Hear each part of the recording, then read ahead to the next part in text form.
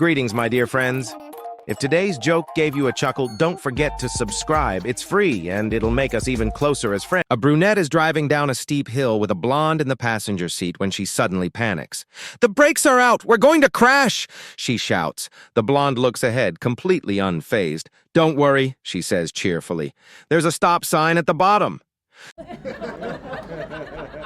A blonde woman boards a flight to Detroit and takes her seat in economy. But after takeoff, she spots an empty seat in first class and moves there. A flight attendant notices and says, "Ma'am, your ticket is for economy. You can't sit here."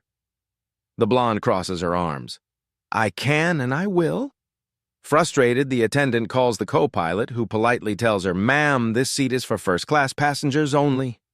She shrugs. "Too bad. I'm staying." The co-pilot, out of options, calls the captain. He tries as well, but the blonde won't budge. Finally, a man nearby says, "Let me handle this. I'm married to a blonde. I know how to talk to her." He leans down, whispers something in her ear, and to everyone's shock, she immediately gets up and returns to economy. The flight attendant, amazed, asks, "What did you say to her?" He grins.